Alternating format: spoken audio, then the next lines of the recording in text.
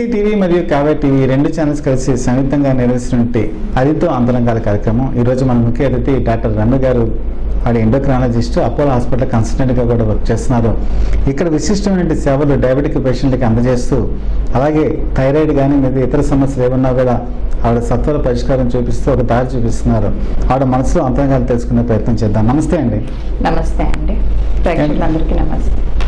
ఇప్పుడు డయాబెటీస్ ఈ విషయానికి వచ్చేప్పటికి డయాబెటీస్ వల్ల కాంప్లికేషన్స్ చాలా ఎక్కువగా ఉంటూ ఉంటాయి. అయితే చాలామంది డయాబెటీస్ని కంట్రోల్ చేసుకోవడం ఒక ఎత్తు అయితే, ఈ ఫుడ్ ఆస్పెక్ట్కి వచ్చేప్పటికి షుగర్ ఫ్రీ స్వీట్స్ని ఎక్కువ ప్రిఫర్ చేస్తూ ఉంటారు. అంటే షుగర్ ఫ్రీ స్వీట్స్ కనుక తింటే షుగర్ పెరగదు అని చెప్పి ఒక ఉద్దేశంతో ఈ స్వీట్స్ కూడా తినడం జరుగుతుంది. సో నిజంగా షుగర్ ఫ్రీ ఇది తీసుకోవడం వల్ల షుగర్ పెరగదా? ఇది ఎలాంటి ప్రయోజనాలు చేకూరుస్తుంది? మీ మాటలో తెలుసుకుంటే బాగుంటుందని మా ఉద్దేశం. ముందుగా డయాబెటీస్ అనేది లైక్ క్రానిక్ డిసీజ్, అంటే దీర్ఘకాలికమైన వ్యాధి. ఒకసారి మనతో వచ్చింది అంటే అది లైఫ్ లాంగ్ మనతోనే ఉంటుంది. మెయిన్ ఆస్పెక్ట్ డ్రగ్స్ కన్నా లైఫ్ స్టైల్ అండ్ డైట్ చాలా ఇంపార్టెంట్. దిస్ ఇస్ డైట్ అనేది చాలా ఇంపార్టెంట్ బికాస్ రోజుకి మనం 3 times ఫుడ్ తింటాము. ఎవ్రీ టైమ్ మళ్ళీ ఫుడ్ మోడరేషన్ అనేది కూడా చాలా ఇంపార్టెంట్. లైఫ్ స్టైల్కి 50% రోల్ ఉంటే డ్రగ్స్కి 50% రోల్ ఉంది. So basically starting with diet అంటే అందరికీ మేజర్ ఏంటి తినాలి ఎవ్రీ టైం. సో మనము ఎలా ప్లాన్ చేయాలి అంటే డైట్ని యాజ్ ఏషియన్ సౌత్ ఇండియన్స్ మనకి most of the diet carbohydrates అంటే పిండి పదార్థాలు ఎక్కువ ఉంటాయి. మనం ప్రతి ఒక్కరు అంతే 60 to 70% కార్బోహైడ్రేట్ డైట్ తింటూ ఉంటాము. అండ్ ప్రోటీన్స్ అన్నది ఓన్లీ 10 to 20%, ఫ్యాట్స్ కూడా ఓన్లీ 20%. అంత కూడా ఉంటుందో లేదో అనేది doubt. So main diabetes is like calorie management అనేది మనకు చాలా ఇంపార్టెంట్. మనం ఏం తింటున్నా మన లైక్ క్యాలరీస్ పర్ డే ఎలా ఉండాలి, 1600 to 1800 kilo calories per day వచ్చేలాగా మనం మేనేజ్ చేస్తే విత్ లైఫ్ స్టైల్ అంటే రెగ్యులర్గా వాకింగ్, ఫిజికల్ యాక్టివిటీ అనే దాని మీద కూడా ఎక్కువ ఫోకస్ చేస్తుంటే విత్ డ్రగ్స్ మెనీ కాంప్లికేషన్స్ రాకుండా మనం మెయింటైన్ చేయగలము life long. So coming to the special question ఏంటంటే షుగర్ ఫ్రీ స్వీట్స్ తినచ్చా తినకూడదా? షుగర్ ఫ్రీ స్వీట్స్ అంటే లైక్ స్వీట్లో కూడా కార్బోహైడ్రేట్స్ ఉంటాయి. షుగర్ ఫ్రీ అంటే ఎస్పెషల్లీ గ్లూకోజ్, సుక్రోజ్, ఫ్రక్టోజ్ అవి లేని వాటిని షుగర్ ఫ్రీ అంటాం. కానీ ఆ స్వీట్నెస్ రావడానికి సెకరైన్, ఆస్పర్టేమ్ అని యాడ్ చేస్తుంటాం. దానివల్ల లో క్యాలరీస్, నో క్యాలరీస్ ఉండొచ్చు. కానీ స్వీట్ అనేది మేడ్ ఆఫ్ క్యాలరీసే. లైక్ ఇప్పుడు పాలకోవా చేసినా లేకపోతే కాజా చేసినా లోపల అంతా కూడా కార్బోహైడ్రేట్. సో మనకు overall calorie management, carbohydrate management important. ఏది తిన్నా కూడా in limit, in moderation important. So sugar free sweet తిన్నా, విత్ షుగర్ స్వీట్ తిన్నా మన క్యాలరీస్, ఒక స్వీట్ తింటే 100 కిలో క్యాలరీస్ వస్తుంది. అది మనం గుర్తుపెట్టుకోవాలి. So if we in a diet, in a meal, if మనం ఒక స్వీట్ తిన్నాము అనుకోండి 100 calories, 60 calories స్వీట్ తింటే ఆ రోజు మనం తినే రైస్ క్వాంటిటీ అది తగ్గించి we should be able to manage the entire meal. So sugar free sweets, sugar with sugar స్వీట్స్కి బేసిక్ డిఫరెన్స్ వచ్చి 20 to 30 కిలో క్యాలరీస్ ఉంటుంది. సో ఏది తిన్నా మనం లిమిట్లో తినాలి. That is only for sweetness we're adding. Sugar free స్వీట్లో కూడా కార్బోహైడ్రేట్స్ ఉంటాయి, అది మనం లిమిట్ చేయాలి. చాలా మంచి విషయం చెప్పారండి. ఎందుకంటే ఈరోజు ఇది చాలామందికి క్యాలరీస్ గురించి కూడా ఐడియా లేదు. ఇది చెప్పడం వల్ల ఇప్పటికైనా షుగర్ ఫ్రీ స్వీట్స్ గురించి అవగాహన అయితే వచ్చి ఉంటుంది. అయితే ఇప్పుడు విశాఖపట్నం కనుక తీసుకుంటే ప్రపంచవ్యాప్తంగా కూడా కరోనా అంటే భయపడిపోతున్నారు. అయితే చాలామంది చెప్తున్నటువంటి విశ్లేషణ ఏంటంటే కరోనా ఎఫెక్ట్ అనేది డయాబెటిక్ పేషెంట్లకి, అలాగే లాంగ్ టర్మ్ ఎవరైతే ఈ మెడికల్ ట్రీట్మెంట్ తీసుకుంటారో క్యాన్సర్ కానీ ఇలాంటి వాటికి కూడా ఆ పేషెంట్కి తొందరగా ఎఫెక్ట్ అవుతుంది. అలాగే 60 years ఏజ్ దాటిన వాళ్ళు కూడా తొందరగా ఎఫెక్ట్ అవుతుంది అని చెప్తున్నారు. సో డయాబెటిక్ పేషెంట్లకి మీరు ఎటువంటి సలహాలు, సూచనలు ఈ సందర్భంగా ఇవ్వదలుచుకున్నారు? డయాబెటీస్ అంటేనే it's an immuno compromised state. మీరు అన్నట్టు డయాబెటీస్, క్యాన్సర్ పేషెంట్స్ వీళ్ళన్నిటికీ ఏంటంటే ఇమ్యూనిటీ తక్కువ ఉంటుంది. వాళ్ళు నిజంగానే అర్లీగా ఎఫెక్ట్ అవుతున్నారు. అంటే ఇప్పుడు కరోనా ఇన్ఫెక్షన్ అనేది అందరికీ రావచ్చు, బట్ అందులో 80% ఆఫ్ ద పేషెంట్స్ క్యారియర్గానే ఉంటున్నారు. మిగిలిన సిమ్టమ్స్ వచ్చే వాళ్ళందరూ డెఫినెట్గా elderly, more than 65-70 years with other associated conditions like hyper tension కానీ, డయాబెటీస్ కానీ, ఇంకా ఇంకేమైనా క్యాన్సర్, ఇమ్యూనోసప్రెస్డ్ డ్రగ్స్ మీద ఉన్నారు, వాటికి అర్లీగా ఎఫెక్ట్ అవుతుంది. వాళ్ళకి ఏంటంటే లైక్ ఫైట్ చేసే ఇమ్యూనిటీ లేక వాళ్ళకి అర్లీగా లంగ్ ఇన్ఫెక్షన్ వస్తుంది. The main reason for mortality is pneumonia and like acute respiratory distress syndrome. అది వచ్చి లంగ్ ఇన్ఫెక్షన్ సకంబ్ అవుతున్నారు. సో డెఫినెట్గా diabetes patients, elderly patients more risk of corona virus and దానివల్ల వచ్చే morbidity and mortality they are more prone. So మనం అన్నీ చెప్పినట్టే like special care తీసుకోవాలి. లైక్ క్రౌడెడ్ ప్లేసెస్ అవాయిడ్ చేయటము, బయట ఫుడ్ అవాయిడ్ చేయటము, అండ్ మనం ఇఫ్ షుగర్ కానీ కంట్రోల్లో లేకపోతే అది కంట్రోల్లో ఉండేలాగా ఇవన్నీ చూసుకుంటూ ఉండాలి. డెఫినెట్గా లైక్ ఎక్స్పోజర్ అవుట్ సైడ్ లేకుండా మాస్క్ వేసుకోవడం, frequent hand washing as said అందరు చెప్తున్నట్టే అది మనం చేసుకోవాలి. స్పెషల్గా elderly, diabetic more extra precaution అయితే కావాలి.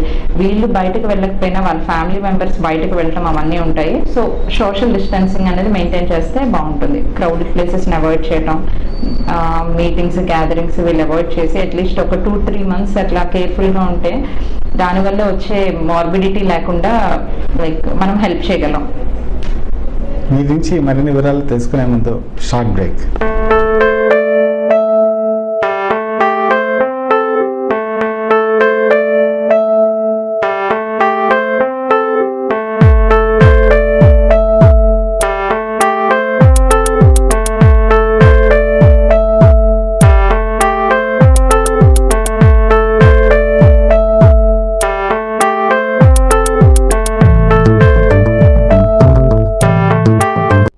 తర్వాత తిరిగి మళ్ళా కార్యక్రమంలోకి.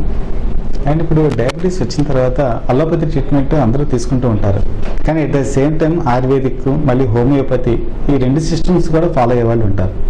అంటే ఒక అలోపతి ట్రీట్మెంట్ తీసుకుంటూ ఈ 2 తీసుకోవడం వల్ల ఏమైనా నష్టం ఉందా, లేకపోతే ఏదైనా పాజిటివ్ వేలో వెళ్ళే అవకాశాలు ఉన్నాయా? యాజ్ ఎ ఎలోపతిక్ డాక్టర్ నేను హోమియో, ఆయుర్వేదిక్ అంటే డ్రగ్ ఏముంటుందో అట్లా అవన్నీ నాకు తెలీదు. But one thing they also have like మనకి అది ఎవిడెన్స్ డాక్యుమెంటెడ్ డ్రగ్ ఈ మెడిసిన్లో ఇది ఉంటుంది, ఇది వాడతాం అని ఉంటుంది. అక్కడ వీ డోంట్ నో ఏది ఏ క్వాంటిటీలో ఉంటుంది, ఎలా ఉంటుంది అన్నది మనకు తెలియదు, ఎలా టైట్రేట్ చేయాలి అనేది నాకు తెలియదు. బట్ 2 సైమల్టేనియస్గా వాడితే మాత్రము పేషెంట్ హైపోగ్లైసిమియాలు అంటారు చూసారు, లో షుగర్ అవన్నీ వచ్చి మొత్తానికి అన్ని మానేస్తే మళ్ళీ హై షుగర్ రావటము ఇలా ఉంటుంది. మనకి ఎలోపతికి ఎలా ఉంటుంది అంటే ఇట్స్ లైక్ మనం సర్టెన్ డోస్ పెడతాము, షుగర్స్ మానిటర్ చేస్తాము, దాని తర్వాత డోస్ తగ్గించడం ఉంటుంది, పెంచడం ఉంటుంది, డిపెండ్స్ ఆన్ ది షుగర్. అది మనకు తెలియదు. కానీ 3 సైమల్టేనియస్ గా యూజ్ చేయడం అంటే it's not at all advised. Patient May land up in hypoglycaemia, that is అంటే లైఫ్ థ్రెటనింగ్ అనమాట. సడన్ గా షుగర్ డౌన్ అవుతాయి. చాలా మంది అలా అనుకుంటారు.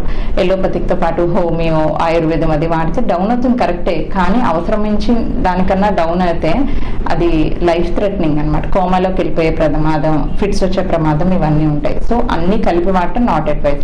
అండ్ స్పెషల్లీ ఏంటంటే ఇప్పుడు టీవీ యాడ్స్లో చూస్తూ ఉంటాము లైక్ R9, C9 అట్లాగా, అలాంటివి మాత్రము నేను ఎంకరేజ్ చేయను. బికాజ్ నేను చాలా పేషెంట్స్ చూశాను, that is not ayurvedic, that is not homeo, ఏదో లైక్ మార్కెటింగ్ స్ట్రాటజీ లాగా ఏవో డ్రగ్స్ లాగా RC9 అట్లాంటివి నేను వింటున్నాను. అది ఈ డ్రగ్స్ అన్ని మానేసి దాంతో పేషెంట్స్ వచ్చి డయాబెటిక్ కీటోఎసిడోసిస్ లో కూడా ల్యాండ్ అయ్యి హాస్పిటల్లో అడ్మిట్ అవ్వాల్సిన ప్రమాదం కూడా ఉంటుంది. సో ఏదైనా సరే ఇఫ్ హోమియో వాడతానంటే go ahead with the homeo doctor, follow అవ్వండి. ఆయుర్వేదిక్ వాడతానంటే మీ ఇష్టము, బట్ ఏదో ఒక్కదానికి ఫిక్స్ అవ్వాలి. అన్ని కలిపి like combine treatment is definitely not advised. అయితే ఇప్పుడు చాలామంది పేషెంట్లో ఒక విచిత్రమైన మనస్తత్వం ఉంటుంది. ఒకసారి ఒక డాక్టర్ గారి దగ్గరికి వెళ్ళినంత ప్రిస్క్రిప్షన్ రాస్తారు. ఆ ప్రిస్క్రిప్షన్ తీసుకున్న తర్వాత అదే ప్రిస్క్రిప్షన్ ఒక 5 years 10 years వాడేసే పేషెంట్లు కూడా ఉంటారు. అండ్ మళ్ళీ డాక్టర్ దగ్గరికి తిరిగి వెళ్ళరు. ఒక్కోసారి వాళ్ళే డోసేజ్ కూడా పెంచేసుకుంటూ ఉంటారు షుగర్ లెవెల్స్ బట్టి. ఇది నిజంగా అడ్వైజబుల్లా? అసలు ఏ మానిటరింగ్ సిస్టంలో ఏ విధంగా వెళ్తూ ఉంటే బాగుంటుంది పేషెంట్లు? అది కొంతమంది కాదు, most of the patients, almost 50 to 60 of the patients. నేను I was in Apollo since 2 years, 2.5 years నుంచి ఉన్నాను. నేను ఇప్పటికి 1 year ఫాలోఅప్ పేషెంట్స్ని చూస్తూ ఉంటాను. బట్ అది చాలా కామన్, అన్లెస్ అదర్వైజ్ మనకి ఏ కాంప్లికేషన్స్ లేనంత వరకు. But our sincere advice is మీరు ఎవ్రీ 3 months షుగర్ టెస్ట్లు చేసుకోవటం, లైక్ తినకముందు తిన్న తర్వాత HbA1c average 3 months sugar, at least once in an year complete comprehensive body testing, like eye examination, nerve test, foot examination, renal test, lipid profile, cardiac evaluation ఏమన్నా అవసరమైతే ఇవన్నీ మంచివి. సడన్ గా ఏమవుతుందంటే పేషెంట్స్ చూసుకుంటారు, షుగర్ వరకే చూసుకుంటారు. షుగర్ అంటే ఏంటి, తినకముందు తిన్న తర్వాత షుగర్ చూసుకుంటారు. వాళ్ళకి అంత స్ట్రిక్ట్ గా ఏముండదు. ముందు 200 ఉండింది, ఇప్పుడు 160 అయింది, బాగుంది అనుకుంటారు. ముందు 300 ఉండింది, 300 ఉంది, ఇప్పుడు 200 ఉంది, అట్లా చాలు అనుకుంటారు. అలా కాదు. మనం ఎప్పుడైనా సరే తినకముందు తిన్న తర్వాత షుగర్ ఏంటి, ముందు రోజు తినే ఫుడ్ బట్టి ఉంటుంది. మనకి యావరేజ్ 3 months షుగర్ అనేది చాలా ఇంపార్టెంట్. HbA1c దాన్ని కూడా స్ట్రిక్ట్ గా 6.5 to 7 మధ్యలో ఉండాలి. ఇవంతా డాక్టర్ దగ్గరికి వెళ్తే మీకు తెలుస్తుంది. అంతేగాని ల్యాబ్ వాల్యూస్ ప్రకారం, ఇప్పుడు ల్యాబ్ దగ్గర టెస్ట్కి వెళ్తారు, వాళ్ళొక వాల్యూస్ ఏమో ఉంటాయి, ఫాస్టింగ్ షుగర్ ఎంత ఉంటే, పోస్ట్ ప్రాండియల్ ఉంటే వాళ్ళే చెప్పేస్తారు. That is not at all advised. మనకి ఏమవుతుందంటే డయాబెటీస్ అనేది లైఫ్ లాంగ్ ప్రాసెస్. ఒక్కొక్కసారి సడన్ గా రీనల్ టెస్ట్లు ఆల్టర్ అవ్వచ్చు. అవన్నీ మనకు తెలియదు కదా. డాక్టర్ దగ్గరికి వెళ్తేనే సంవత్సరంకి ఒకసారి కిడ్నీ టెస్ట్ చేయించుకోవాలి, ఐ టెస్ట్ చేయించుకోవాలి. ఐలో ఏమైనా ప్రాబ్లం వచ్చినా అది సిమ్టమ్స్ లా బయటపడదు. అంటే లైక్ మొత్తాన్ని చూపు తగ్గితే గానీ మనకి ఐలో షుగర్ వల్ల ప్రాబ్లం వచ్చింది అన్నది తెలీదు. సో డయాబెటీస్ అనేది లైఫ్ లాంగ్ ప్రాబ్లమ్. అది మనం ఎంత స్ట్రిక్ట్ గా కంట్రోల్లో ఉంచుకుంటే అంత long term without any complications తో will lead a normal life. So మేము ఏం చెప్తున్నామంటే అట్లీస్ట్ 3 months లేకపోతే at least once in 6 months you visit a doctor, and at least once in an year complete body testing, eye, nerves, foot, kidney ఇవన్నీ చేయించుకుంటే ఎర్లీగా ఏమన్నా complications రాకుండా అంటే ఉండవు. అట్లీస్ట్ ఒక లాంగ్ టర్మ్ లైక్ 15-20 years లో ఏదో ఒకటి వస్తుంది కదా. సో అర్లీగా డిటెక్ట్ చేస్తే ఫర్దర్గా పేషెంట్ డిట్యూరేట్ అవ్వకుండా వీ కెన్ హెల్ప్ దెమ్. అంటే హార్ట్ అటాక్ ఈ విషయానికి వచ్చేప్పటికి హార్ట్ అటాక్ అందరికీ ఒక ఏజ్ తర్వాత వస్తూ ఉండే అవకాశాలు ఉంటాయి. అయితే హార్ట్ అటాక్ వచ్చినప్పుడు పెయిన్ అనేది జనగా కనిపిస్తూ ఉంటుంది. కానీ డయాబెటీస్ విషయానికి వచ్చేప్పటికి కొంతమందికి పెయిన్ కూడా తెలియదు అని చెప్పి చెప్తూ ఉంటారు. అలాగే ఆ డయాబెటీస్ బీపీ ఉన్న వాళ్ళకి 5 times ఎక్కువ రిస్క్ ఫ్యాక్టర్స్ కూడా ఉన్నాయని చెప్పి ఈ అనాలిసిస్ చెప్తుంది. సో డయాబెటీస్ విషయానికి వచ్చేప్పటికి ఈ హార్ట్ అటాక్ విషయంలో కానీ అదే బీపీ విషయంలో కానీ ఎలాంటి చర్యలు తీసుకోవాలి? డయాబెటిక్ పేషెంట్స్కి కరోనరీ ఆర్టరీ డిసీజ్, మీరు అన్నట్టు హార్ట్ అటాక్ చాలా కామన్. మెయిన్ ఏంటంటే లాంగ్ టర్మ్ డయాబెటీస్ ఉన్న వాళ్ళకి కాళ్ళలో ఎలాగా స్పర్శ అది తగ్గుతుందో అలాగే ఆటోనామిక్ న్యూరోపతి అంటాం. అంటే హార్ట్కి సంబంధించిన నర్వ్స్ కూడా ఎఫెక్ట్ అవుతాయి. దానివల్ల మనకి చెస్ట్ పెయిన్ రాదు, దాన్ని సైలెంట్ అమ్మాయి అంటాము. సో స్పెషల్లీ అందుకని చెప్తున్నాం వన్స్ ఇన్ 1 year ఈసీజీ అట్లా తీర్చుకోవటము, లేకపోతే కార్డియాక్ ఎవాల్యుయేషన్. స్పెషల్గా వాళ్ళకి ఎలా ఉంటుంది అంటే చెస్ట్ పెయిన్ రాదు, కానీ చెస్ట్ హెవీనెస్ ఉండొచ్చు. లేకపోతే ఎర్లీగా వాళ్ళ సిమ్టమ్స్ ఎలా డిటెక్ట్ అవుతుంది అంటే ఆయాసం రావటము, కొంచెం దూరం నడిస్తే ఆయాసం రావటం, లేకపోతే నిద్రలో పడుకొని సడన్ గా ఆయాసం వచ్చి మెలకు రావటము, ఇవన్నీ కామన్ గా ఉంటాయి. అలాంటివి అస్సలు నెగ్లెక్ట్ చేయకూడదు. లైక్ ఒక ఫ్లోర్ స్టెప్స్ ఎక్కితే ఇదివరకు ఏం ఇబ్బంది ఉండేది కాదు, ఇప్పుడు సింగిల్ ఫ్లోర్ ఆఫ్ స్టెప్స్ తో ఆయాసం రావటము అది చాలా important sign in diabetics. Because వాళ్ళకి క్లాసిక్ గా చెస్ట్ పెయిన్ రాదు రిమైనింగ్ పేషెంట్స్ లాగా. సో ఆయాసంగా ఉన్న, చెస్ట్ డిస్కంఫర్ట్గా ఉన్న, హెవీగా ఉన్న కార్డియాక్ ఎవాల్యుయేషన్ ఖచ్చితంగా చేయించుకోవాలి. మోస్ట్ ఆఫ్ ద టైమ్స్ ఈ కార్డియాక్ పేషెంట్స్కి, డయాబెటిక్ పేషెంట్స్కి ఏమవుతుందంటే ఇట్లాగా లాంగ్ టర్మ్ ఎప్పటి నుంచో ఉంటుంది, పెయిన్ ఉండదు, డిటెక్ట్ అవ్వదు, సడన్గా మ్యాసివ్ స్ట్రోక్ వచ్చి ఇబ్బంది పడతారు, సడన్ డెత్ అయ్యే అవకాశం ఉంటుంది.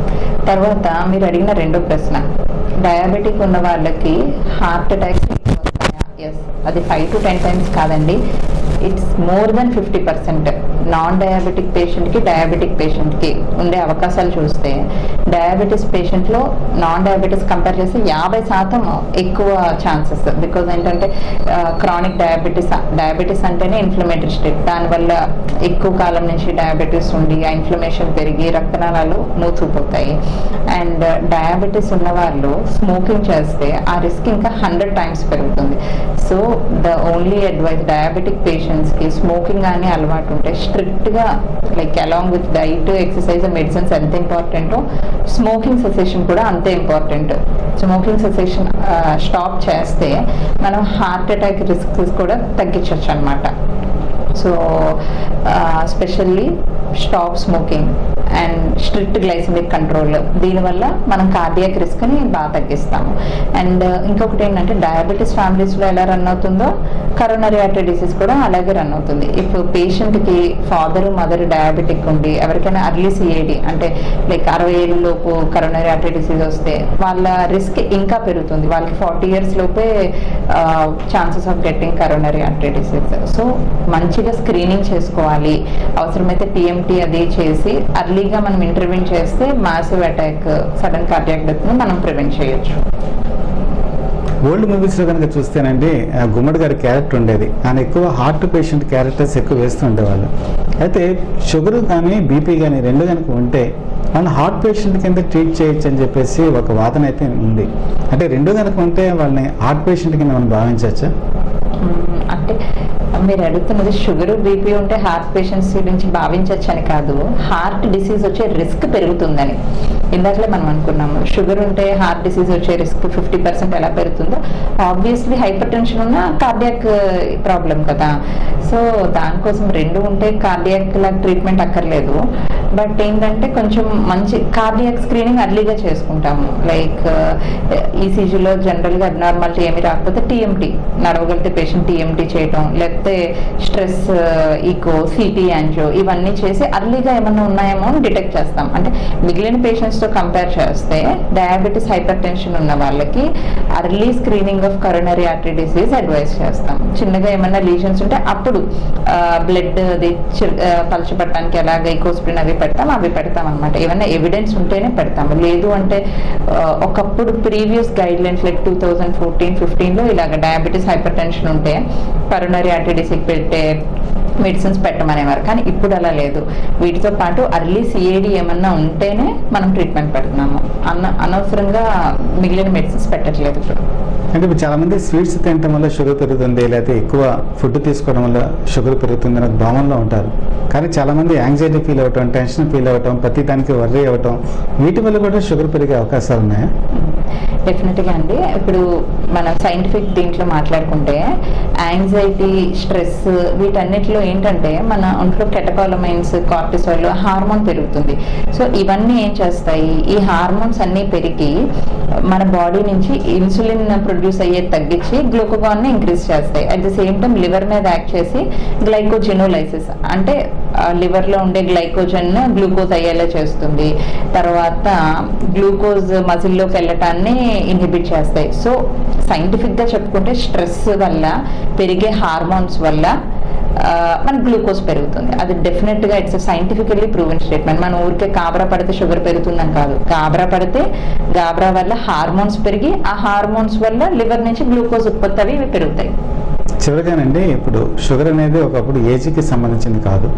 ఇప్పుడు 30 years దాటినా వస్తుంది, 20 years ఉన్నా వస్తుంది. మన చిన్నపిల్లలు కూడా డయాబెటీస్ వస్తుంది, పెద్దవాళ్ళకే వస్తుంది. చిన్నపిల్లలు కనుక షుగర్ ఎఫెక్ట్ అయితే అంటే వాళ్ళ లైఫ్ స్పాన్ ఎలా ఉంటుంది? ఒకవేళ లైఫ్ స్పాన్ పెరగడానికి మనం ఎటువంటి ట్రీట్మెంట్ తీసుకోవాలి? అసలు షుగర్ గురించి సరైన అవగాహన లేని ప్రాంతాల్లో కూడా ఈరోజు రక్త పరీక్షలు చేయడం కూడా చాలా ఇంపార్టెంట్. వీటి మీద మీరు ఏదో ఒక మెసేజ్ ఇవ్వదలుచుకున్నారా? యాక్చువల్లీ మీరు అన్నట్టు కరెక్టే. షుగర్ డయాబెటీస్ అనేది 2 types గ్రాస్గా. లైక్ type 1 డయాబెటీస్ అంటే చిన్నపిల్లల్లో వచ్చేది, type 2 డయాబెటీస్ అంటే పెద్దవాళ్ళలో వచ్చేది. కానీ ఇదంతా ఇప్పుడు మారుతున్న లైఫ్ స్టైల్తో మొత్తం మారిపోయింది. చిన్నపిల్లల్లో లైక్ less than 15 years మేము చూసామండి. 13 years పాపకు కూడా type 2 డయాబెటీస్. type 2 డయాబెటీస్ అంటే ఒబెసిటీ వల్ల, ఊబకాయం వల్ల, ఇన్సులిన్ రెసిస్టెన్స్ వల్ల వచ్చేది type 2 డయాబెటీస్. చిన్నపిల్లలు 13 years ఆఫ్ ఏజ్లో కూడా మేము type 2 డయాబెటీస్ చూసాం. డిఫరెన్స్ బిట్వీన్ type 1కి type 2కి డిఫరెన్స్ ఏంటి అంటే type 1లో బాడీలో అసలు ఇన్సులిన్నే ఉత్పత్తి అవ్వదు. సో మనం బయట నుంచి ఇన్సులిన్ ఇవ్వాలి, అది ఎప్పటి నుంచో ఉన్నది. type 2లో ఏంటంటే మనం టాబ్లెట్స్ లైక్ మెట్ఫార్మిన్ కానీ ఇంకేమైనా పెడితే ఇన్సులిన్ రెసిస్టెన్స్ తగ్గి షుగర్ మంచిగా ఎర్లీ స్టేజెస్లో కంట్రోల్ అవుతుంది. కానీ అదే ఇప్పుడు లైఫ్ స్టైల్ ఒబిసిటీ పెరగడానికి కారణాలు జంక్ ఫుడ్, ఫిజికల్ యాక్టివిటీ, స్కూల్లో ఆటలు లేకపోవటం, ఇవన్నీ main reasons. Stress related to education. పిల్లల్లో మనం చదవాలి, ఇంకా మన ఎక్స్పెక్టేషన్స్కి తగ్గట్టు వాళ్ళు రావట్లేదని చదువు గురించి వాళ్ళకి స్ట్రెస్, ఫిజికల్ యాక్టివిటీ లేకపోవటం, ఆడుకోలేకపోవటం, ఇవన్నిటి వల్ల 13-14 years పిల్లల్లో కూడా డయాబెటీస్ వస్తుంది. సో ఈ రెండింటికి డిఫరెన్స్. type 1 అంటే ఓన్లీ ఇన్సులిన్ వేస్తాము, type 2 అంటే కంప్లీట్లీ టైప్ 2 చిన్నపిల్లల్లో కంప్లీట్గా లైఫ్ స్టైల్ మోడిఫికేషన్తో వితౌట్ ఎనీ డ్రగ్ కూడా మనం మేనేజ్ చేయగలము. టైప్ 1 డయాబెటీస్ అనేది really it's like an auto immune disease. వాళ్ళకి లైఫ్ లాంగ్ మనం ఇన్సులిన్ ఇవ్వాలి. ఇక్కడ మెయిన్ ఏంటంటే ఇప్పుడు 40 years వాళ్ళకి డయాబెటీస్ వస్తే at the end of 60 years వాళ్ళకి 20 years నుంచి డయాబెటీస్ ఉండి కాంప్లికేషన్ స్టార్ట్ అవుతాయి. 5 years కిడ్స్కి 3 years కిడ్స్కి డయాబెటీస్ ఉంది, type 1 diabetes. So at the end of 20 years అప్పటికి 20 years నుంచి వాళ్ళకి డయాబెటీస్ వచ్చి కాంప్లికేషన్ రిస్క్ అర్లీగా స్టార్ట్ అయ్యే ప్రమాదం ఉంది. వాళ్ళకి ఏంటంటే లైక్ స్ట్రిక్ట్ గ్లైసెమిక్ కంట్రోల్ చాలా ఇంపార్టెంట్. పెద్దవాళ్ళగా వాళ్ళు టాబ్లెట్లు వేసుకోలేరు, 2 సార్లు ఇన్సులిన్ మనకి చేసినా సరే వాళ్ళకి కంట్రోల్ అవ్వదు. మినిమం వాళ్ళకి 4 times ఇన్సులిన్ అవసరం అవుతుంది. అంటే వాళ్ళ బాడీలో ఇన్సులినే ఉండదు కాబట్టి ఎవ్రీ టైం ఫుడ్ తీసుకునే ముందు వాళ్ళకి ఒక ఇన్సులిన్ అవసరం ఉంటుంది. నైట్ 10 o'clock ఇన్సులిన్ అవసరం.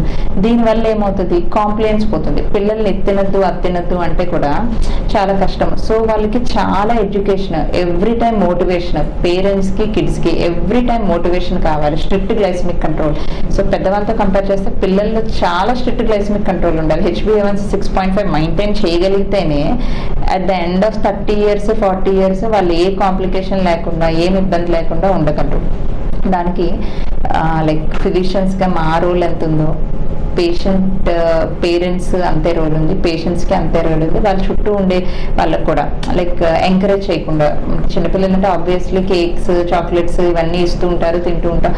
సో మొత్తం ఆ పేర్ గ్రూప్ అంతటి వాళ్ళ ఉండే neighbourhood everybody should be motivated not to encourage them to eat that. అలా చేస్తూ ఉంటే long term without complications strict కంట్రోల్లో వాళ్ళు ఉండొచ్చు. సో 4 times ఇన్సులిన్ చేసేటప్పుడు వాళ్ళకి అట్లీస్ట్ 2 to 3 times అయినా బ్లడ్ షుగర్ చెక్ చేయాల్సిన అవసరం ఉంది. ఇదంతా ఏమవుతుందంటే దట్ బికమ్ ఎ మెంటల్ ఎగోని చిన్నపిల్లలకి. బట్ అదంతా కోప్ చేసుకుని అది ముందుకెళ్తేనే 30 to 40 years without any complications వాళ్ళు ఉండగలరు. అది చాలా complicated, but we should do that. చాలా చక్కటి విషయాలు చెప్పారండి. అడిగిన వెంటనే మాకు సమయం వెచ్చించి అమూల్యమైన విషయాలు డయాబెటీస్ గురించి చెప్పడం జరిగింది. సో భవిష్యత్తులో అందరూ కూడా ఎవరైతే వీక్షకులు ప్రేక్షకులు ఉన్నారో ఈ జాగ్రత్తలు తీసుకుని వాళ్ళ జీవన ప్రమాణాలు పెంచుకుంటే మాకు ఒక సాధకత ఏర్పడుతుంది. ఇంటర్వ్యూ చేయడం వల్ల ఈ అవకాశం ఇచ్చినందుకు మా ఛానల్స్ తరఫున మనస్ఫూర్తిగా ధన్యవాదాలు తెలియజేసుకుంటూ సెలవు తీసుకుంటున్నాను. నమస్తే అండి. నమస్తే.